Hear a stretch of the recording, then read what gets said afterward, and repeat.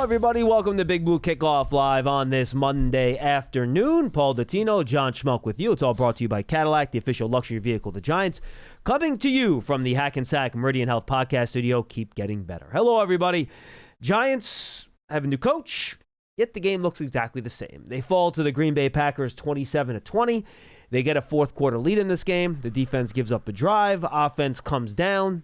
Jameis Winston throws an interception in the end zone. And Paul, in another competitive game against the team that we think is going to make the postseason, the Giants have a lead in the fourth quarter, but they cannot close things out. Yeah, not just have a lead in the fourth, but actually regain the lead in the fourth. I mean, and that's what even makes the gut punch more painful, is that you did come back, regain the lead, think you're like, okay, wow, we climbed that emotional mountain, and then suddenly you fall back into the cavern again. It's funny, you look at some of the numbers, and they only had 296 yards of offense at the Packers.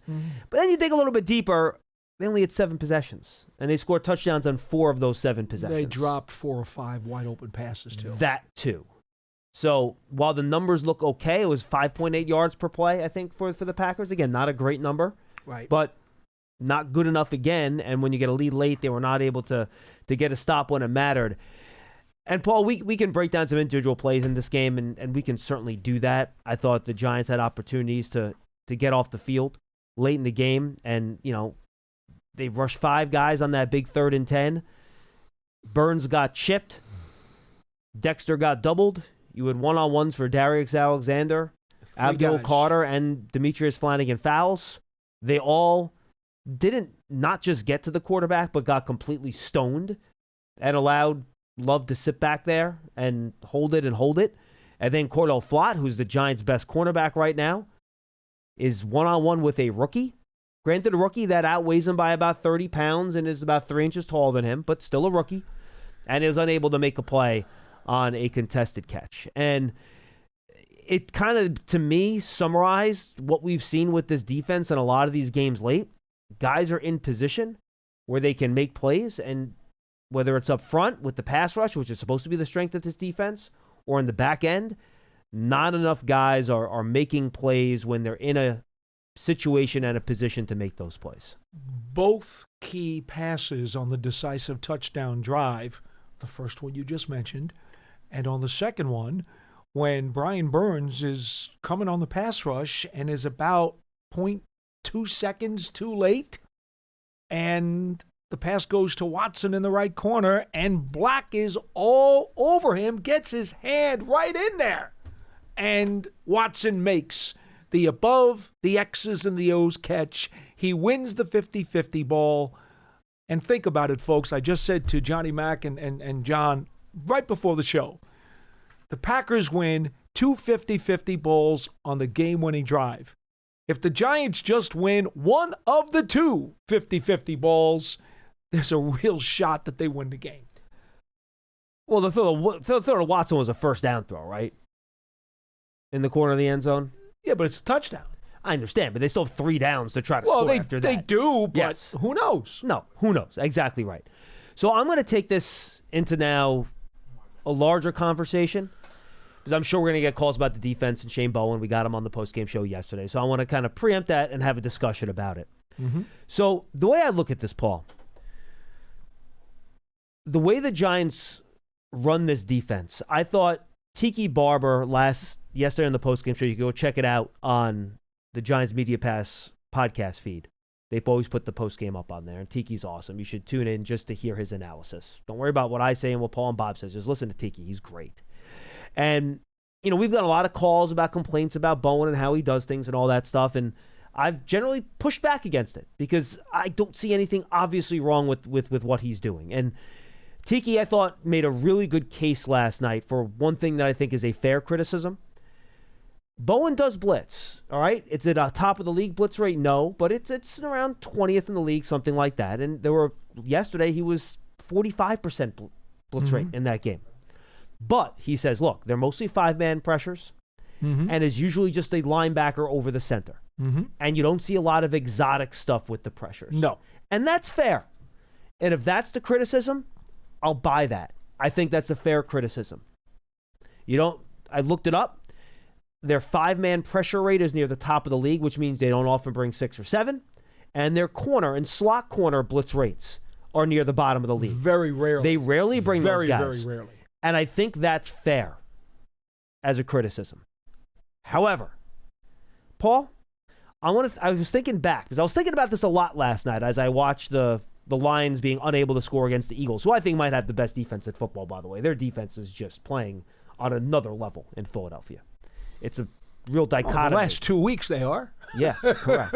Well, and what they did to the Giants in their last game against them, they did a really good job in that game as well. Yeah. But when Bowen got here, I was thinking back to when we first did the shows, and we talked about Bowen's defense, right? Okay. How did we talk about Bowen's defense? We talked about it as a defense, and please correct me if I'm wrong about this. Well, if I'm go ahead. remembering wrong, let me know. And I'll let you know. Generally, you would get four-man pressures with a lot of wide rushers on the edge. Mm-hmm. You would play a lot of bend but don't break zone behind it, right? Mm-hmm. And with those individual rushers, you would try to get home with four guys. And that's how we discussed the defense when he came here, correct? We did. Okay. We did. For the most part, do you think it's fair to say, I think maybe he plays a little bit more man-to-man than he thought he would when he came here? I thought maybe it would be a little heavy. They're about the second or third highest man-to-man rate in the league. Yeah. I think that's probably a little bit heavier than we thought it would be when he got here. I'd agree with that. But other than that, I think for the most part, this defense is run, and it looks like I thought it was going to look in terms of schematics when they hired him. I think he's generally been true to what he was before he got here. Do you think that's fair? In a lot of ways, yes. Yes, in a lot of ways, yes. How do you think he has him in besides the man-to-man thing? Well, I come more from the Belichick and Spagnuolo school of thought, and I am more into sending a corner blitz, sending a safety blitz. Oh, no, I get sending that. These other things. And again, if that's the criticism, I think that's fair. But we didn't see him do that a ton when he was in Tennessee, Again, is my point. If you're saying he's been true to himself and his style, I agree with that. So and this is where I'm going. If you're going to hire him as your defensive coordinator, that's what you have to know that you're getting. Right. That's what's advertised. You don't hire Shane Bowen to start blitzing all over the place and being aggressive with blitzes. Right. That's not why you make that hire. I agree. Right? I agree. Okay.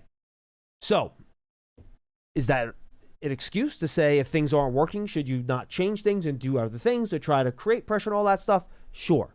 But now let's talk about how this Giants defense was built.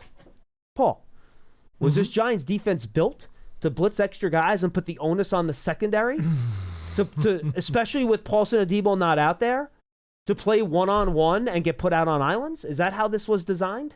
I see your point. However, it was designed so that your front takes care of business. Absolutely. And you give your secondary a little extra help by leaving guys in coverage. So, again, that's not to say things can't be done better, but I think the way Bowen's always done it, and the way the personnel was designed with the defense, this is what it was supposed to be. And I think we saw, and I didn't interrupt you, Paul, I'm sorry. But I follow where you're going with this. And I want to make this point. I do think it is important to mention, though, that there have been some significant injuries in the back seven that also make you have to do some significant tweaking on occasion. And I agree with that. And I don't necessarily think we have seen as much of that as I would have liked. Okay, but I'm not sure the tweak would be to bring extra pressure and put more pressure on those guys to cover one-on-one. No. Okay, fair enough. I agree with that, too. So, and I think the formula can work.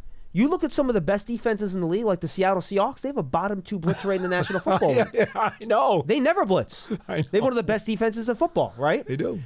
And I think if you look, and I think this is a fair drive to look at, because it mirrors end-of-game situations. The last drive of the first half of the Green Bay Packers, all right? They get the ball with 1 minute and 5 seconds to go on one timeout. They're trying to score on that drive, okay? The first play of that drive in a 1st and 10, they complete a 10-yard pass to Romeo Doubs. Yeah. But Abdul Carter wins quick inside and puts Love right on his keister, okay? So, but you know what? You rush 4, you get pressure, the quarterback gets hit and he completes a pass, tip your cap. Yes. That's fine. That's what you want. Yes. Next play, Jordan Love, incomplete pass to Doubs. Dexter Lawrence gets a one-on-one on that. pushes his guy right into the backfield. He did. Love throws off his back feet. They throw an in-cut. Deonte Banks plays good coverage. It's incomplete. Yeah, everybody did their job on that play. Again, Absolutely. Four-man rush. Yeah. That's how it's designed. Mhm. Next play, all right? You have a play where this was the pass short Musgrave. to Musgrave, and it should have. I think that probably could have been a fumble, whatever the case might be. It gets called incomplete. All right. Then you get the 3rd and 10. Guess what? You rush 4. You play cover 1, safety in the middle of the field, and you can do that. Why? Because you're only rushing 4 guys. You have another safety deep. Good defense. No one is open. Even though Dex is doubled, Burns is chipped. You eventually get there. You sack Jordan Love. Yeah. That's what it's supposed to look like. And Yes. Paul, why did it look that way? Because the guys up front got to the quarterback because they won. I won't dispute that. But in the fourth quarters of these games, you're not seeing that formula work. No. I don't know if the guys up front are gassed and they can't do it. And by the way, the coverage in this series was very good. Jordan Love was forced to hold the ball on that 3rd and 10 because nobody was open. You're not getting the coverage you need in the second half, in the fourth quarters of these games, either on the back end. So I see it work at the end of the second quarter, but it's not working in the fourth quarter. And again, this is not to say that this is not just on the players, folks. The coaches can do stuff too to help. I'm not saying they can't, though I will bring it back. There was a play in this game where Bowen does bring a cornerback blitz, and I got to find the play. It was where is it? I wrote down all the 3rd downs. It was on a 3rd down here. Let's see. Can I find it? I do not see it here. But there was a play where they brought a corner blitz off the left side. It gets picked up, and they're unable, and they end up completing a deep pass down the field. I'll try to find the play. I did have it noted here somewhere. But like on the one time they did try bringing a corner, and they brought corners on 2 different times in this game. They were not able to. It gets picked up. They complete a pass down the field. So it's just, look, I'm not telling you I have an answer, folks. And for the people that want to make a change, I understand the results are not good enough. And if that's why you want to do, you think you make a change, you get a spark, try some new things can work. Fine, I get it. I understand where you're coming from. But I know what the formula is supposed to be. I can see it work. I can see why it would work. But it's just not working. And if the argument is, look, if the formula is not working with these players, you have to try a new formula. I get that. I understand that, and I'm not even going to argue with you on that. That's fine. But it's just frustrating to me because I see why they're doing what they're doing, and I see why it should work, but it's just not working. Okay. Anyway, that's my spiel. I apologize for going long. It's okay. I'm going to push back a little bit. Please, just push back. a little. No, push back. I want you to. Paul, that's why I brought it up. I want you to push back on me, please. In concept, I agree with what you said in concept in terms of the way that series went down. But if you look at the last 4 years here, and I did see a chart that I misplaced the chart a few weeks ago because basically I just decided it wasn't worth keeping anymore, and I just let it go. Okay. In the final 2 minutes of the first half or the second half, the Giants have been one of the most poorest defenses for the last several years. Okay. They have been absolutely decimated, sliced like a prime rib over the course of the final 2 minutes of the first half and of the fourth quarter. So, unfortunately, the example that you have And picked, again, I'm just giving this from this game. Right. which philosophically, I understand exactly where you're going. And I don't have a problem in concept with what you just said, except for the fact it just happens to come at the final 2 minutes of the first half, which habitually has been a horrific portion of the game for the Giants. And I agree with you, Paul. I'm not saying that has been good all year. I'm Right. not saying that. So I'm not And I get arguing that too. your stat So at all. I was we're just being giving, very specific again, here. I was just giving one example from And this I get game that. where I saw the formula work. That's so all. please, I'm we're not disputing each other. We're actually making 2 separate points, oh, no. to be frank. Paul, this is good. I like this. We're No, actually making 2 separate points. and by the way, I think you're right about that. I'm not disagreeing with you at all. And see, that's one of the things that has really troubled me, to be frank with you, is that, you know, you get these teams in these 2-minute drives or these 2-minute drills, if you will, 2-minute offense. And those are the drives, more so than not, that have become the most frustrating for me when I watch this defense. Understandable. Now, I have often felt, And how do you trace the crux of this problem? I have often felt, especially when I've been down behind the bench, that the front was gassed. I've often felt that in the last several years. That's not a great excuse. It can be a reason, but it's not a great excuse. It's a reason, but not an excuse. That's correct. And that's not good. No, it's not. It's not.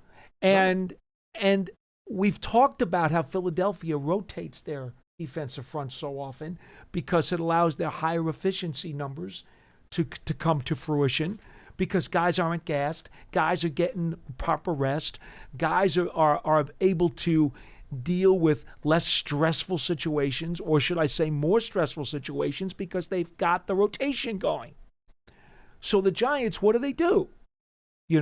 They get the extra bodies up front. They sign Robertson Harris. They go and draft Abdul Carter. They went and they acquired Burns. They went and they drafted Thibodeau. And they signed Chauncey Golston, who, by the way, he's barely played because he's been hurt. And that has been, I got to be honest with you, the two biggest things in my mind to this defense: Micah McFadden, Chauncey Golston. Both of those guys, for me, have been dramatic losses to this defense. And again, folks, that is not an excuse. But I expected McFadden to have 100-plus tackles like he did last year and to play pretty well against the run. I expected Golston would help that defensive front to become more multiple and to give them a lot of, if not sacks, okay, I certainly expected pressure in the pocket and passes to get knocked down, because that's what Chauncey Golston does. So my take on this, John, is ultimately they've acquired more bodies to that front seven to the point where we were very impressed at training camp. And the same things are still happening. And by the way, I will say this too, Paul. The guys aren't playing too many plays. Like, you look at the snap rates, and by the way, the reason Thibodeau's isn't a little bit higher is because he didn't play in this game, obviously. Right. But Brian Burns is at 78%. Right. He never looks gassed, by the way. So never. So don't put him in that category. Abdul Carter's at 70%, and Kayvon's at 71%. I mean, that's not too many snaps. No, it's and not. Dexter Lawrence is at 69%. And by the way, we talked about this when everyone said, how are they going to use Carter? We said between the two guys and how you split it up and play them all three at once, they'll come in around 70. And we kind of expected that. That's exactly what we said before. I wrote a whole story on Giants.com about it. We talked about this. Right. So it in that regard, it's come out like it was planned. Now, here's the one thing that I will say, and I don't know, maybe it's psychological. I don't know if it is or not, John. I do believe that it is part of it. I've said this to you several times in the last few years, and I haven't really said it this year. This team is just so unclutch. It's ridiculous. No, it is. No, I don't think, yeah. I mean, they don't, in the must-have-it situations. They don't. They don't have it. That's it. They just don't. And there were too many other times where I've seen them in non-clutch situations do exactly what was planned, do exactly what they're capable of and what they're supposed to do. And then when they have to have it, you got it. They don't. Unclutch. Is that a psychological thing now? Even more so than fatigue or scheme? Is it simply now that mentally this group just doesn't have the mental fortitude to be tough enough to overcome whatever fears they may have because it's happened to them so often? I don't know. It's a good question. I don't know the answer to that either. I mean, Black is there. Flott's there. I mean, I'm not going to kill Corey Black. No, too much. I don't want to kill those guys. He's a rookie. Right. But my point is, those guys were there to make the play. Both times, they were right where they needed to be. Will Allen, I've talked about him before on this show, and I got along great with Will Allen, former Syracuse corner, first-round draft pick, played here for like 8 years, whatever it was. He was always in position to make the play. He was always there. The hand was in the DB's, the wide receiver's face. The hand was in his chest. It was always there. I forget. What year was it? He would never intercept the ball. I was either in high school or I was in early college years when it was Will Allen and Will Peterson with the two corners. Yes, the two Wills. And they had like 8 dropped interceptions in a year or something like that. What year was it? Was that like 99 or 2000? Yeah, probably 98, 90, something like that, late 90s. You remember the year I'm talking about, though, right? Oh, Where they absolutely. Were just and they just couldn't catch the damn ball. Because I have never seen a pair of corners like Will Peterson and Will Allen who played so well, were so gifted. And then not only would they not intercept the ball, there would be times you'd say, how in the world did the receiver catch that? He had it. And they still gave up the reception. Right. Anyway, again, unclutch. I don't know, folks. You could talk about this as long as you like. I just wonder if psychologically some of these guys are a little damaged. A couple of things on this game real quick, and then we'll get to your calls. I thought the offensive line did a pretty good job, especially running the ball in the second half. A lot of downhill stuff. How much fullback stuff did we get in the second half with Bellinger as the fullback? We got a lot of that. We got a lot of 2 tight end stuff again. Tyrone Tracy, I thought, ran the ball better than he has all year round. 2 weeks in a row. He's run the ball nice. He has run the ball very well. So I think you tip your cap to him. Yep. He did a good job. Isaiah Hodgins. Where have you been, Isaiah Hodgins? Welcome back, my friend. Comes in, makes a couple nice plays. There was one ball that I thought he could have caught on the final drive, but I think the defender got his hand in there. It was a tough catch. I'm not going to kill him on that. Yeah. But it was good to have him back, and he ran those little dig routes and crosses over the middle like a big receiver should. Used his frame, and he made some nice plays in that game. So good to have Isaiah Hodgins back. Man, think about it. He walked into the building on Thursday. I know, it's crazy. I have no idea. And Kafka also made note, and he's right, Hodgins used his frame to help block some downfield, too, to make sure that he was keeping an extra guy from that extra level from getting involved in the tackle. Hodgins played very fundamentally sound football. And to be frank, how many games do you recall praising him for since the 2022 season? Because in 23 and 24, to be fair, folks, he was pretty invisible. And he didn't play a ton either. He was inactive for a lot of those games. He was. And then when he did play, there wasn't much there. But he looked like the 22 Hodgins all of a sudden. Yeah, I thought he did too. So those are the main guys I wanted to kind of bring up in these games that I thought did a good job. Anything else you want to point out before we get to the calls? Well, I did like seeing Chatman in there on the goal line as the fullback in the goal line offense. Now, by the way, he ran. How about him getting mad when he pushes the quarterback outside and then Singletary didn't cut behind him? I know. And he turns around and he goes, no, cut inside. What he didn't know was that Quay Walker was right on Singletary's tail. And if Singletary cuts that inside, it's going to be like a 3-yard loss. Exactly. I just thought it was funny. He turns around, he's like pointing, no, you're supposed to run over there. And but he got revenge on the second play. It wasn't a great block, but sure. Got enough. He got enough. Got enough. Got enough to score the touchdown. That's yes, fair. He did. Yes, he did. Anything else? No. I was actually pretty impressed how Cooper held up against that block. A linebacker. Chapman's a big guy coming at you. He's a very big guy. Yeah. Anyway. Which is why you only have to get enough. 201-939-4513. 201-939-4513. Let's go to Donnie in Queens. He will lead us off today. Donnie, what's going on? How are you guys? We're good. Haven't been calling as much this season because, frankly, other than venting frustration, I really haven't had much value to add to the show. So I figured I'd be better off sitting back and listening. But well, I'm looking forward to the value today, Donnie. What do you got? Yeah, so something happened yesterday that I thought was kind of a stark contrast in winning organizations and losing organizations. And if you look up north into Buffalo, how they handled their situation with Keon Coleman yesterday, who was benched, I believe he was late to a meeting or something to that effect. And then even after the game, one of the players on the team, Dawkins, the left tackle, stood at his locker, addressed the situation, and kind of made it known that this is not acceptable here.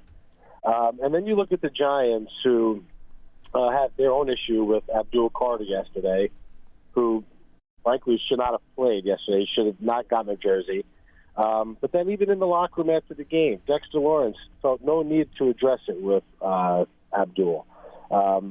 Brian Burns didn't think it was a big deal. And this has been a continued trend. I know, John. No, Donnie, hold on. You know I need to correct facts when they are presented incorrectly.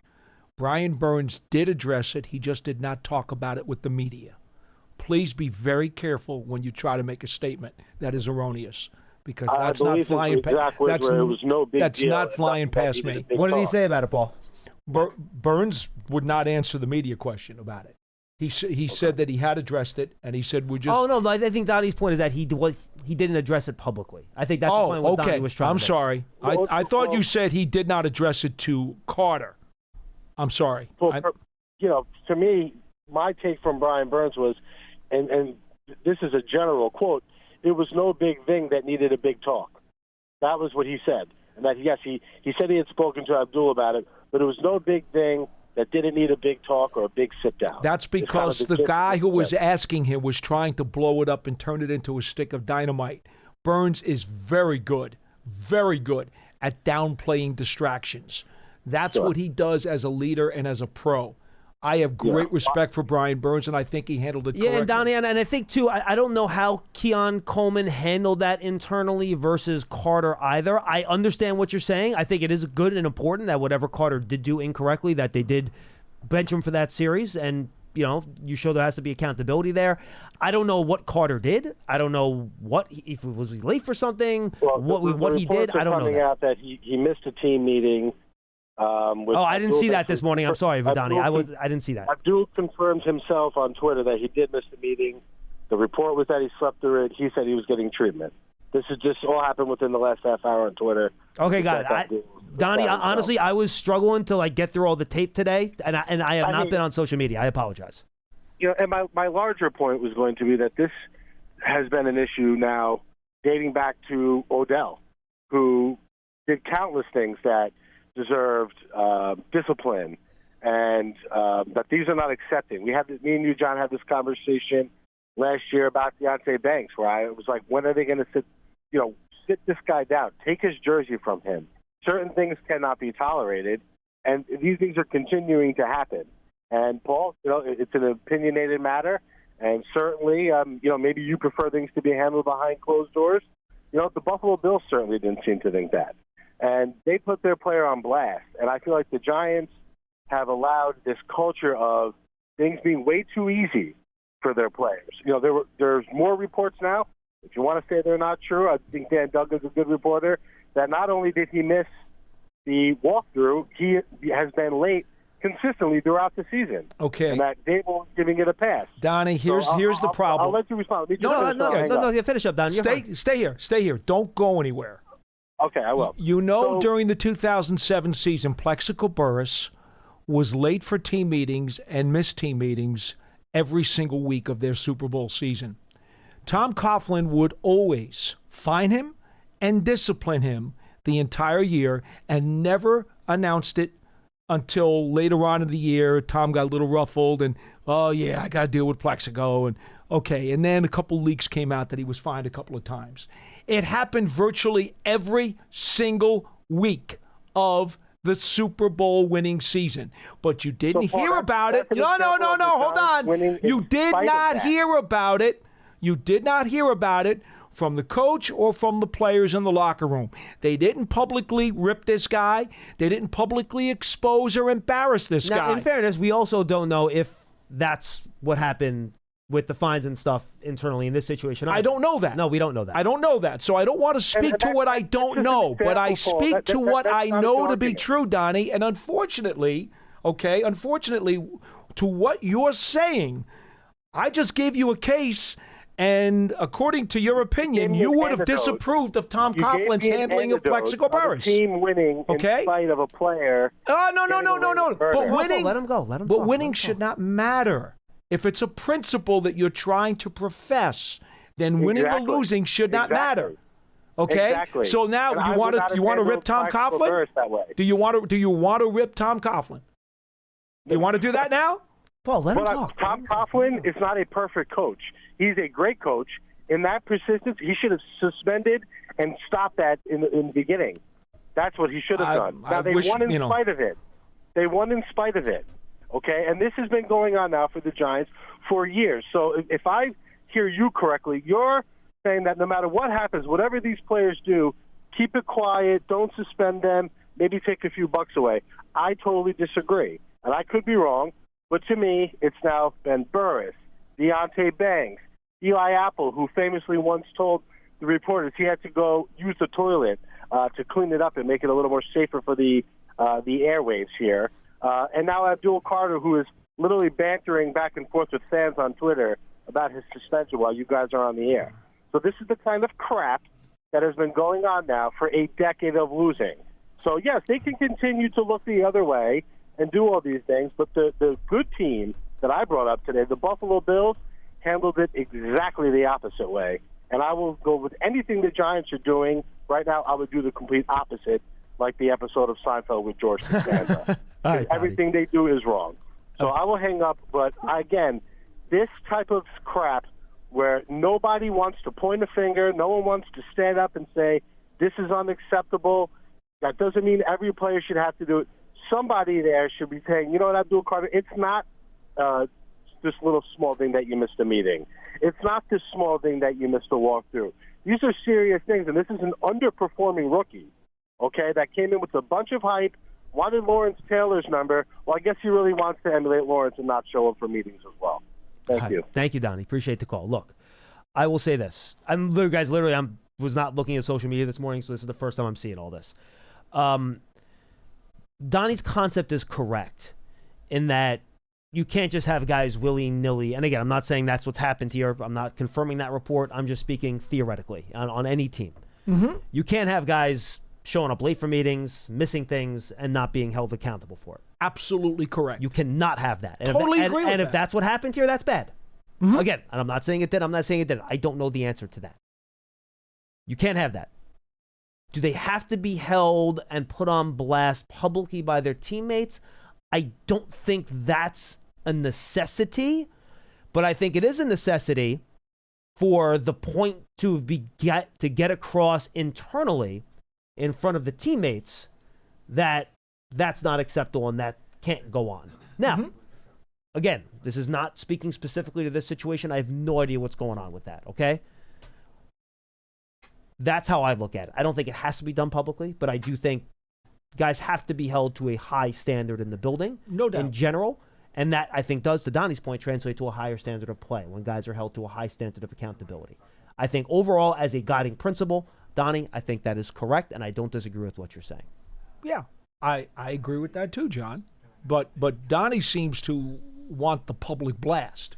That's where he seems to be coming from, and that's where I vehemently disagree with him. Here's the thing. I will say this. I think, and again, this is not talking about this specific situation. This is talking generally, okay? I think you get to a point where if you do the stuff internally and it's not public and the guy keeps doing it, I understand you get to a point where you do have to say something publicly. Because then maybe that's going to get across to the guy. You know what I mean? And again, I'm not saying that's what happened here. I'm just saying in general, if privately you're saying, no, you can't do this, you get fined, but the guy keeps doing it, I could see eventually you saying, look, all right, leaders on defense, leaders on the team, it's time for you guys to do something about this, and maybe that's the best way to do it. I get how you get to a point where that's necessary. Again, I'm not saying that's where the Giants are. I'm just saying generally speaking. Well, if you recall, there were many a times, and even Ahmad Bradshaw had issues sometimes with a curfew and so forth. And in fact, one game we were in Dallas, and Bradshaw got benched by Coach Coughlin for the whole first half of the game, and it was an important game. So what happens is usually a coach who is going to try to maintain discipline and respect in the locker room, and you're absolutely right, John, he's got to deal with everybody in that locker room. And if guys see that such discretions are going to be ignored or just kind of fluffed off, it causes a bad problem throughout the locker room. And everyone has to be treated the same way. No doubt. So here's what I would say, and we don't even have to go to Bill Parcells and Lawrence Taylor. We're not even going to go there because that was unique. Okay, that was totally unique. But here's what I would say. What happens is you find a guy a few times, okay, 1, 2, 3, whatever it turns out to be. And the CBA, by the way, has regulations for these things, as you know. So you fine him a few times. Then you take some snaps away. Whether he doesn't start, whether he misses a series, he misses a quarter, he misses a half, or maybe he does miss a game. Those are all options if the guy continuously becomes a repeat offender. Now, if the guy misses some snaps, like yesterday, we all noticed that Abdul Carter did not start the game, right? We all saw it. Everybody in the building saw it. Everybody on television saw Abdul Carter did not start the game. So what happens? Somebody's going to say something to the coach and say, whoa, why didn't Abdul Carter start the game? And the coach is going to say, coach's decision, we had an issue, done with it. Well, now it's been brought to public light. The question becomes, and I think this is where Donnie and I have a tremendous chasm of disagreement, how much do you allow that thing to become exposed to where it becomes a volcanic eruption and a huge distraction for your team? I think that becomes counterproductive. And I think that's a good point, too. I agree with that. And that's where I'm going. Again, I can see if it gets to a point where, and again, I'm not saying that's where the Giants are. If you get to the point where you think that's the only way you can salvage the player and get him doing things the right way, I think that's your last resort. Now, I don't know if this has been, maybe this is not the first time Keon Coleman's done this. Maybe it's been habitual. Yeah, maybe we know nothing about I have no what's idea. going on in Buffalo. And we don't even know exactly what went on here. That is correct. Again, I'm just talking theoretically. Sure. So, but yeah, generally speaking, I think, yes, you don't want to generally throw guys under the bus publicly. I generally rarely do good things come out of that. And by the way, players in the locker room, as much as, and I get the point that you want respect, you want order, and you want everyone to be treated equally, if you start allowing the transgressions to become totally public, well, a lot of guys in the locker room are going to look at you a little squinty-eyed too. They're not going to be real happy with that. Well, here's the thing. That's why if it's going to be done, and he talked about Deion, again, I didn't see any of the Keon Coleman stuff yesterday. He talks about Deion Dawkins doing it. If it's the leader of the team, one of the captains, that has a pulse of the team, and he thinks that's what the team would want, and it helps the locker room more than hurts it, potentially, then that's a different conversation too. So I think it's very specific in terms of when it's needed, when it's not, and it's going to be very particular to the locker room, to the player that you're talking about. Because some players, you might do that, and they might shut down, and you might lose them if you do that. And it Other matters players who you says might it push. too. That matter. All of that matters. It's a very those situations are delicate to handle, and I think it's very, very individual to the players in the locker room to figure out in what circumstance is the best way to do it in certain ways. I agree. That's why I just thought Donnie was a little broad brush. And but I think his general point, though, that you got to make sure you hold people accountable is 1,000% absolutely correct. agree with that. Yes. I mean, Donnie, on that, I'm definitely with you. We're on the same highway there. And I don't think he's wrong either that we're just taking different exits off the turnpike. And I don't think he's wrong. In the recent history, some of the stuff with Odell, like there was some stuff where stuff was let to slide, which should not have been let to slide. I think that's fair, too. Absolutely. But that wasn't the initial call. Correct. It was about Carter. Again, I'm trying to bring you and Donnie together. That's what I'm trying to do. I said we're on the turnpike. I know. We're just on different exits. That's all. Donnie, good to hear from you. It has been a while since we heard from you. Good call. All right, let's go back to the phones. 201-939-4513. Let's go to Rob in New London, Johnny Mac. Rob, what's going on? Hey, guys. How's it going today? We're good, Robbie. How's it going, man? Hey, it's going. I mean, this year's been pretty tough, but let's move on from that. So as far as this whole it's November. Carter. But that's where we are. So the optics are really bad. But the thing that concerns me is his playing performance. I mean, he sort of reminds me now of Isaiah Simmons. So the question I have to ask is, a little early for that. Let's draft Ruben Bain. I think that's what we have to start concerning ourselves with. Also, Rob, just time out real quick. I think Ruben Green's a great player, by the way. I think he's going to be a top 5 draft pick. He's going to help whatever team he's go to. You can't draft another edge rusher. You can't draft another edge rusher at the top 5. You can't. You can't. The only way you can do that is if you trade a guy like Thibodeau. It's the only way. So do you draft a safety then? Because is a safety a top 5, or do you go for a corner? I think I want a quarterback in top 5, not a safety, right? Because the number 1 defensive back in college is a safety, not a cornerback. No, that is true. I don't know where you go with Rob, that. honestly, in this year's class, and I don't want to get too far ahead to the draft year because I know you want to talk about the coaching search too, and you should hit that next. This is the year, in my opinion, if you have a top 5 pick, you get the hell out of there, and you make a trade, and you try to get more draft capital later in the draft. Anyway. Go ahead. So we have to talk about go, no-go on the coaching search. Sure. And it's simple.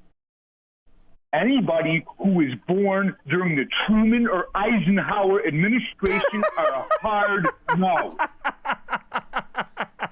I'm sorry. No. Anybody who was around for... What's that? I don't think anyone was. I mean, Eisenhower was in the 50s. I don't think anyone looking for a coaching job was Bill born. Belichick was born. I mean, okay, no, that's fine. And look, and Robbie, Robin, I don't think Bill Belichick is a serious candidate. So I think you can not worry about that. And I suspect that you've just eliminated Dick Vermeil, too. Yes. I like Dick Vermeil. I'm willing to make a pass on him. Okay. You guys have a good day now, all right? No, Robbie, you too, man. And look, I know yesterday Jay Glazer listed a bunch of names. It's names that we talked about. By the way, Marv Levy is still healthy. Marv Levy is still around. That is He true. is. Jay Glazer listed a bunch of names yesterday. It's all names that we kind of talked about last week in one way, shape, or form.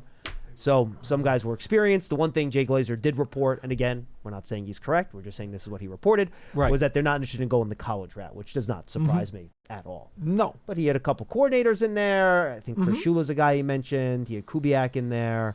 Mike McCarthy is a former head coach. It's all the guys that you would think would be in the conversation. Lou Adarumo was a guy that he mentioned. Steve Spagnuolo was a guy that he mentioned. I don't want to leave anybody out, but those are the guys that I remember from the report that I saw from social media this morning. The key to this whole thing, and we mentioned this on the pregame show yesterday on The Fan, is that you honestly don't know for sure what that pool is going to look like today. Yeah, you don't know what head coaches are going to lose their jobs. I mean, that, in all honesty, look, I had somebody the other day on a different show I was on call up and say, what if John Harbaugh gets let go? What if Mike Tomlin gets let go? Look, I have no idea if they're going to be let go or not, but I think any team that is looking for a head coach at that time would certainly want to put in a phone call to guys who have that kind of resume. But we have no idea who's going to be available. So some of this, I get the impatience, but some of this conversation is still too premature. And again, to be honest, we both believe that Mike Kafka has a legitimate audition at this job. Yeah, absolutely. And we'll see how that goes. 201-939-4513. Rob, good call. Thank you very much. Let's go to Coach Marvin in Delaware. Coach, what's going on, pal? How you doing, John and Paul? We're good. That's good. I was listening to my guy talk about disciplining guys, and when it comes to discipline a team, fair. I mean, yeah, you got to treat guys fair, but you're not going to be able to treat them equally. It just don't. It doesn't work that way. It's not equally. It's fairly. And when you have guys that have problems with making it on time, sometimes it depends on who it is. Lawrence Taylor has a lot of issues off the field. You ain't gonna discipline him and put it out into the public, even though that's a different time. So Jimmy Johnson had some problems, and I remember him talking about if Michael Irvin is sleeping in the film room while they having a meeting, he wakes him up. Yeah, but Coach. Yeah, but Coach, I don't think either one of those guys were rookies when they were doing that either. No, and I know, but what I'm saying is it's not so much rookie or a veteran. I think it comes down who that person is and what he means to the team. Well, and I think also, Coach, not mean as much as a rookie. But it's also how you get the most out of that player, right? You want to get the most out of the player so that you can help the team play their best brand of football. And I think I'll say this first. I don't think the 80s Giants or the 90s Cowboys would have survived in today's social media environment. I think that neither one of those teams would have had success just because of everything that went on with those groups, because they were interesting and unique is the way I'll put it. But yes, look, if you have an established like Charles Haley was a lunatic. The guy was a legitimate maniac. But to deal with his special skills, you deal with him being a crazy person. But you're also at the point there where you're winning. You have other leaders on the team. You're not trying to establish a culture. You know, when LT got here, was doing that stuff. Paul can speak to this better than me. You have Harry Carson there. You have George Martin there. Yeah, you did. It's a little bit different. Paul, you can speak to this better than me, obviously. I want to bring a different outside element to this particular equation. You did not have a salacious media and social media that also wanted to make a huge distraction out of every little indiscretion or fine that a player would get. In fact, stuff got buried then that would not get buried now. Right. Correct. And so today, if literally any tiny infraction, the media can't wait to get a hold of that and spread it all over the place, and it's going to get asked about, and the locker room's going to have to answer to it all day. But in those days, forget it. I can tell you, I was part of the press corps 40 years ago, and I can tell you, even if a lot of us found out about some of these things, we laughed. We snuffed it off and we laughed. Okay, go ahead. You got a game Sunday. Let's talk about the game. That doesn't happen today, Coach. It just doesn't. Yeah, I understand that. Y'all forgetting I'm 64 years old at that time. I'm not, and I work with Department of Justice. This type of media stuff, believe it or not, we were talking about it before it got here. All right, so I'm going to get it right. So that means, Coach, here, we were discussing about how the truth can get turned through social media. So that means, Coach, you were born during the Kennedy administration, right? Huh? I said you were born during the Kennedy administration, then, correct? Yes, I was. So the last caller thinks you're eligible. That is true. Want to apply? Oh man, I wish I could. I really wish I could, because these young guys need to be talked to anyway. But what I want to really talk about, John, you was right about talking about Shane Bowen, about his system and all of that. And again, these guys can coach. All of them can coach. You can't get these jobs and just be some knucklehead off the street and just have some crazy idea about defense. What happens is, I believe what happens, if you notice, sometimes the defense is playing well. A lot of those games we were in, they were playing well in the first part of those games. So we ain't stopped the run that well. Me and Paul talked about this last Friday, because we're playing we're playing with 4 men down, but we're playing with 2 edge rushers. They're not actual defensive ends. They're edge rushers. And I think that I believe that causes a few problems when it comes to going against the rush. But it's when he calls the plays. What plays you call in certain situations. And my feeling, this is just me, I get the feeling that the team doesn't believe it. And when I call a play, they need to believe in what I'm telling them that's going to happen. Now, Coach, you know what? You might be right about that. There's no way for us to know whether that's true or not. Right, we don't.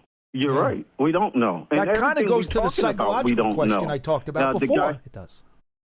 And so what happens is they have to believe, and I feel sometimes they don't believe in the call, or they don't believe in themselves to that call that's being called out, and they're not executing it the way it needs to be executed. If you look at the body language, you listen to them talk, in the issues that you're having with, now Abdul Carter, he's on the bench. You had that thing with Burns when they said that he came off the field upset about a call. He said he wasn't, but people took it that way.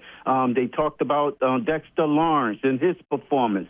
You talked about Okarke and his performance in the last 2 years. You're talking about Banks and how he's not playing well. And everybody on the defense, you hear it and you hear it. And it seems like it's like they losing a belief. And it seems like you get into the fourth quarter, and there's like they always say, oh, my God, here we go. All it takes is one play, and make you not believe and say, oh, my God, here they come, and we can't stop them. So my feeling is this organization right now, and this is my last part, is we're not at the crossroads. We're in the middle of the crossroads.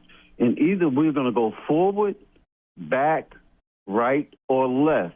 We need to figure it out because the traffic is coming, and we're going to get run over if we don't figure that out.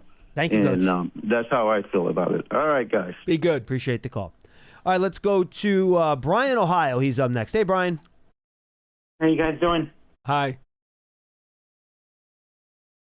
Hello? We're good. Go ahead. Yeah, go ahead. I'm sorry. I didn't hear you guys. Okay. No, How you you're guys well. doing? Go ahead. Thanks for calling. All right. Been an ultimate Giants fan since 1979. So, Cool. and with too many players hurt, and we're getting players that are talked and no show to replace them. I can think of one thing as a suggestion only. Why don't we get a jack of all trades player? And the first player that comes to mind is Elijah Chatman. Why can't we bring him back? I mean, with He played yesterday. I mean, I can imagine Elijah Chatman playing fullback and running over players. He played and if the fullback defensive yesterday. player looks tired, we'll put him in. Elijah Chatman. I mean, he's a jack of all trades. He played yesterday. Listen. He was in the game yesterday. He played. Goal line offense, he had 2 straight snaps and blocked for Singletary's touchdown. One of the 2. Okay, I didn't see that, but I'm just saying, since he's always on the practice squad, I just feel like we just need to sign him a contract before it's too late. All right, Brian. But as for coaches and everything, that's a different story. But I'm just wanting that Elijah Chapman just to make a name for himself because I think he can do really well. All right, Brian. Good call. Appreciate it. Yeah, he's on the practice squad. He got an opportunity yesterday. First activation, he gets 2 more. Yeah, and Giants had Elijah Chatman. Unfortunately, not Elijah Chapman. He had Elijah Garcia poached off their practice squad over the weekend. He had been active. He had gotten a 1-year deal, but he had had the multiple activations early. Then they let him go, put him back on the practice squad. Then he got claimed. Who claimed him? The Falcons, right? Yes, Falcons claimed him. Atlanta. So I'm happy for him. He's a great dude, by the way, Elijah Garcia. Good really, guy. really nice guy. Good guy. So, good to see him get a big opportunity here. We could screen one more too, Johnny Mac. But let's go to Dave in Cranford. He's up next. Dave, what's going on? Hey, John. Hey, Paul. Hi. Hey, John, in particular, we could talk Carter. Okay, fine. I'm done with that conversation. And, it's concerning. I think it's one of those things that in a game and in a season, it takes on more energy just because everything's under the microscope because it's been so frustrating. But Dave, and by the way, I have no problem with fans being upset about it and paying attention to it. It's a story. Your 3rd overall pick got benched for something during the week that he didn't do right. I mean, that's that. I'm not downplaying the story at all. I mean, it's real. Whatever happened. I agree. I agree. But I do agree the distraction becomes bigger and more blown up when you're in the middle of a losing season. Yeah, of course. There's no doubt about that. And yes, to your point, that is correct. But the 2 players that I really think, and I just think Kafka has got to do something because now, right or wrong, good or bad, it's his responsibility, and that is Hyatt and Banks, and the eye in the sky doesn't lie, and so unfortunately for those guys, every play is subject to the all 22. You can see not just the obvious plays. We can talk about the interception and the fact that he doesn't cross that defender's face is insane. That's an obvious one.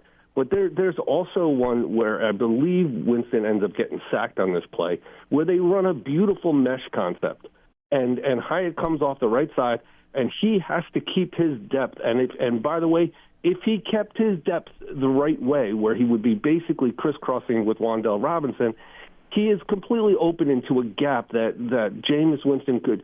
But because there's a linebacker there, he ends up being he goes on the outside of him or towards the goal line on the backside of him to avoid any contact. These guys don't want contact. Banks and Hyatt do not want contact. And they don't, and you can see it play after play after play. Hyatt can't do a contested catch.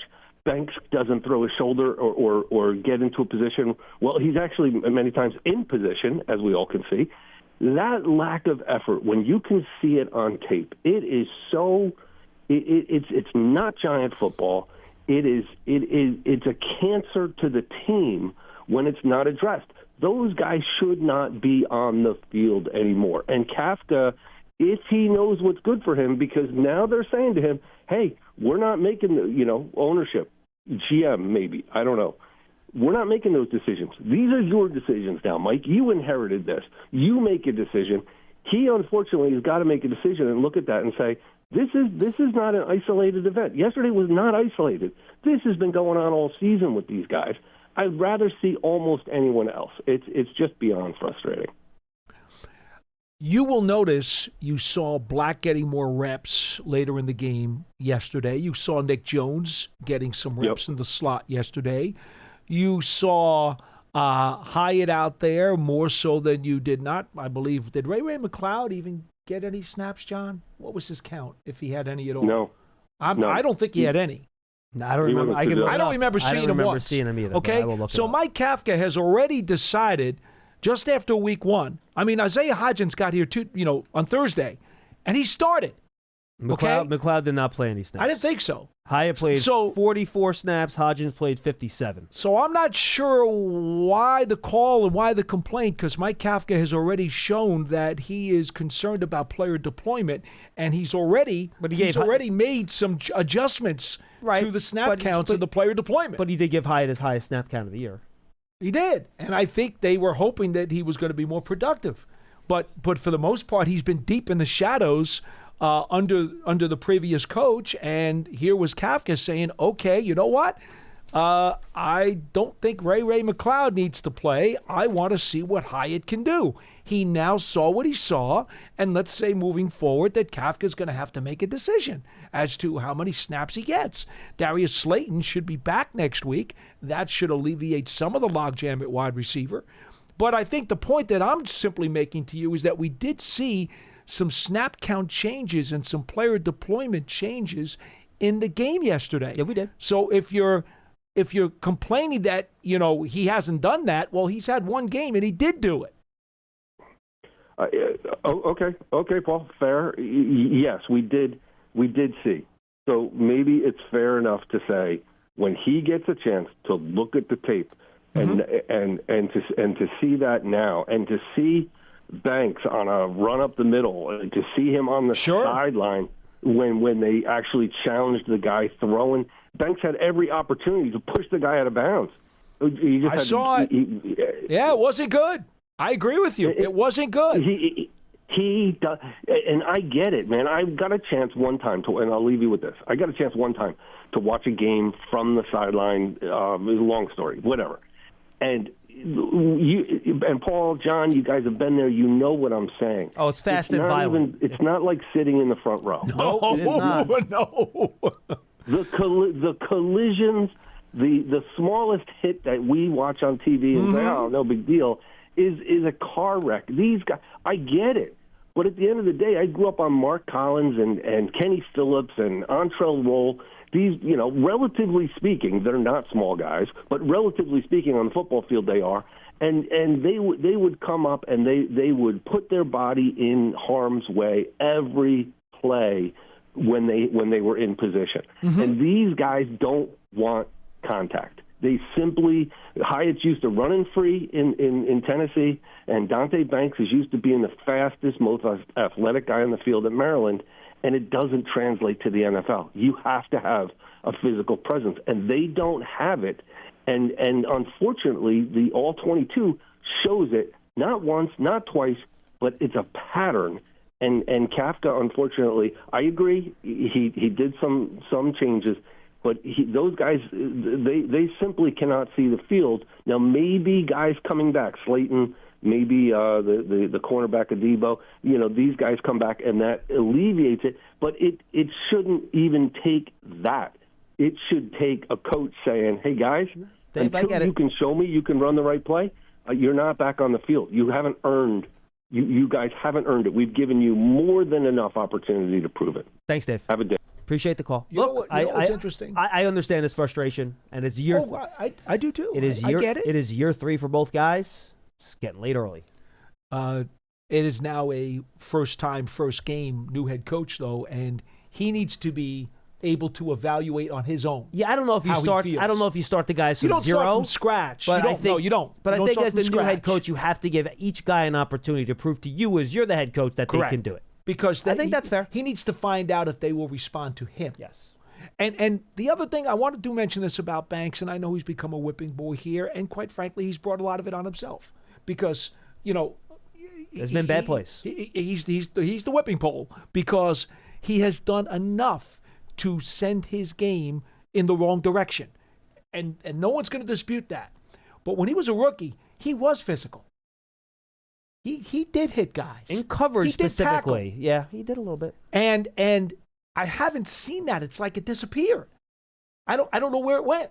He had much more grit to him. Yeah, and he wasn't when he was a guy, rookie. and he wasn't a guy in college that I ran from contact either in the No. run game, or at least not He that I didn't recall. shy away. I would have to go back and look at my notes, but I don't. I don't remember recall any of that. That's Neither why I do I. loved the kid so much when he was coming out. Right. He wasn't just nudging guys. He wasn't stepping back. I He wasn't agree. doing any of that.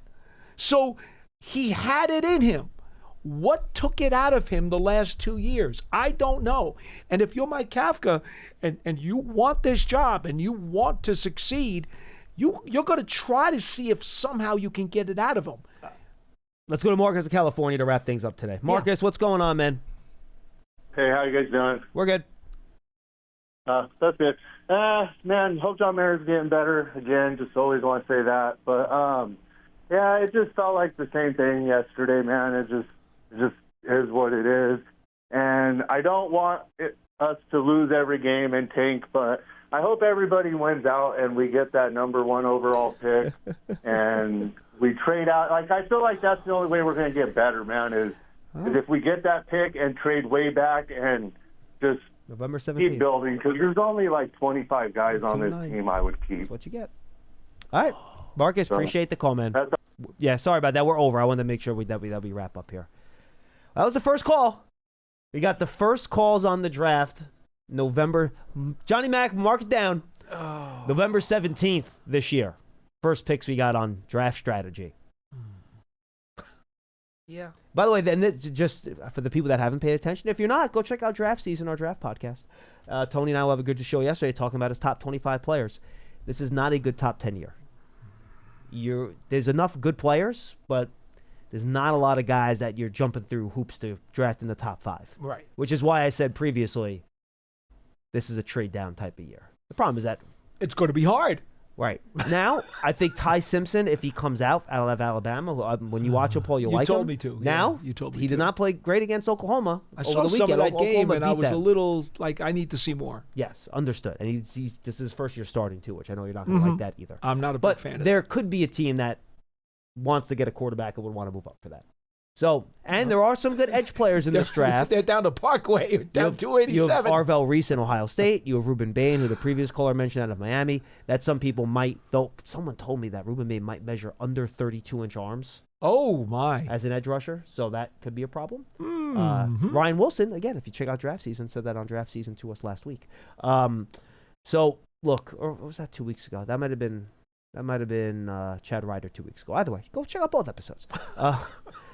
This is not a great top 5 year. So I don't know. Again, who knows where the Giants going to be picking? They have their last 4 games, I think, are games that they should have a chance to win. Then again, we've been saying that for weeks, and they just never win any of these games. But Well, they always have a chance. they've actually been in games too. It's not like they just say they have a chance. They actually have had chance to They win all these games. absolutely do. So yeah, I think when you look at it, that's kind of what the draft class looks like. I don't think there's not going to be a top 5 corner. Put it this way: the top corner in this year's draft class has a torn ACL and hasn't played this year. Yeah. Jermon McCoy out of Tennessee. So I don't think you're getting a top 8, top 7 No. corner. No. Caleb Downs, you want to draft a safety in the top 5 or 6? He's a great player, but that's kind of high for a safety. And not a great offensive tackle draft class either. No. So you're running out of positions. Maybe wide receiver, Cardell Tate, pardon me. Yeah, I know who you mean. I know Cardell Lake is the former Steelers Yes, safety. I which is know why exactly where you went I'm with going to that. do that this offseason many times, by the way. Oh, just I'm sure you because will. Carnell Lake, it's close. Jordan Dyson at Arizona, but again, Oh, my. I want to make sure I had the names right, by the way, on the Glazer report. I looked it up. The names he mentioned were McCarthy, Matt Nagy, because these are guys, he talked about guys with former head coaching experience. Right. McCarthy, Nagy, Arthur Smith, Steve Spagnuolo, and then the two non-former head coaches that were coordinators he mentioned were Lou Anarumo and Chris Shula. So I want to make sure I had those names right from the report, just so we're all on the same page. All right, everybody, that's Big Blue Kickoff Live, presented by Cadillac, the official luxury vehicle of the Giants. We're in the Hackensack Meridian Health Podcast Studio. Keep getting better. Just a reminder, folks, you can find all of our podcasts on the Giants app, giants.com/podcast, or your favorite podcast platform. The video is also on our YouTube channel. Make sure you check it out. We're live on Big Blue Kickoff Live every weekday at 12:30. Giants Huddle Podcast coming your way this week. The rapid reactions on the audio feed from yesterday. Check that out. Stay with us all week as we continue to break down the Giants. Next week, it's the Detroit Lions, as they came off a game where that's Ugly. as bad as I've seen their offense look in a long time. Ugly. Which is why I said the Eagles' defense is playing so well, because that's 2 weeks in a row that they made the Packers look terrible and they made the Lions look terrible. Two good teams. So that looked like the old version of Goff. it did. He was not good. The pressure got to him, and he kind of just collapsed under the pressure, Not good. even when they weren't getting pressure or blitzing. Anyway, that's a story for another day. See you tomorrow. 12:30. That's Sitek and Lance on Big Blue Kickoff Live. Thanks for being with us. We'll see you then.